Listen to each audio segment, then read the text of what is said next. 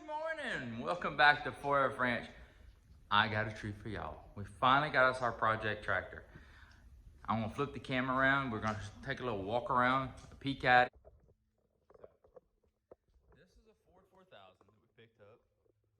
Me and a buddy each got one. He got his running relatively soon. Mine's been sitting at his place, and finally we got it.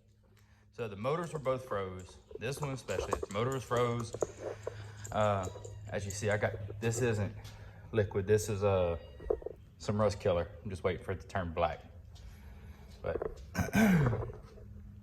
we have got it running.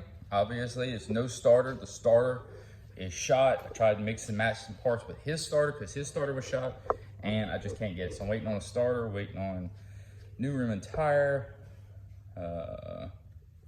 waiting on a rebuild kit on the injector pump. That was our main issue on this tractor. That's a Lucas CAV 323 injector pump. Now, because this tractor sat up for so long, that was full of varnish. So there's a piece in here that is supposed to move up and down, which was froze. Also, it was dirty, so I cleaned it out. Down here is a little cam that moves back and forth. It was froze, this part right here, so it couldn't adjust the idle. The actual throttle was froze because of the varnish. And inside here, there's a cam that goes around, and there's a little, like some little, they're not ball bearings, but basically it's similar to that move back and forth. They were froze. That ended up being our main culprit, but again, most of this was froze up. Took it apart. Now I need to rebuild it because you see it's wet because all our seals are going, and have to redo them. But it's a little 3-cylinder.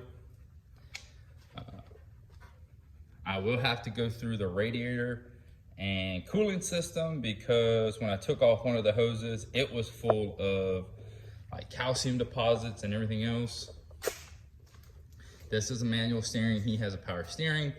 For now, I'm not converting this just yet. That is still going to be the old oil filters set up with just the little canister you fit inside there. I probably will eventually switch that out to a more conventional canister type. Got an old Lucas generator on it still. I did pick up a battery for it, but like I said, we're waiting on a multitude of parts. As you saw underneath the hood, the top was open, so it allowed water to get in. We had to drain the water out of the oil. That's going to have to be changed. We'll change the oil.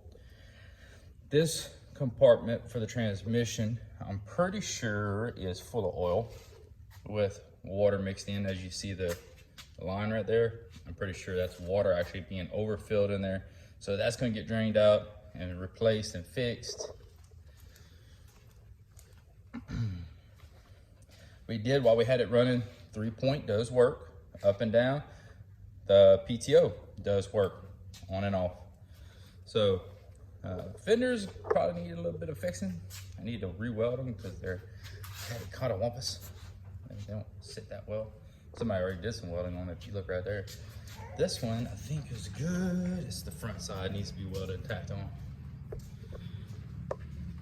But man, it's a cool little tractor. This one, okay, if you notice the fenders, excuse me. Okay, see how the fenders come all the way down like that on both sides? See how they come all the way down? The traditional tractors in the US are usually cut back right here, and it's just that little top part. This was a European tractor. One of the big features that we noticed right here was the blinkers. It has blinkers. It has blinkers and a horn. It has a horn button right there. Haven't found the horn yet, but it has a horn. And most of these parts like this, made in England. This tractor, everything's freaking Lucas made. The starter was Lucas. The generator's Lucas. The pump's Lucas. But it is a neat little tractor. Anyway, y'all come back to 4F Ranch. Like, share, and subscribe. And we'll see you down the road. Later.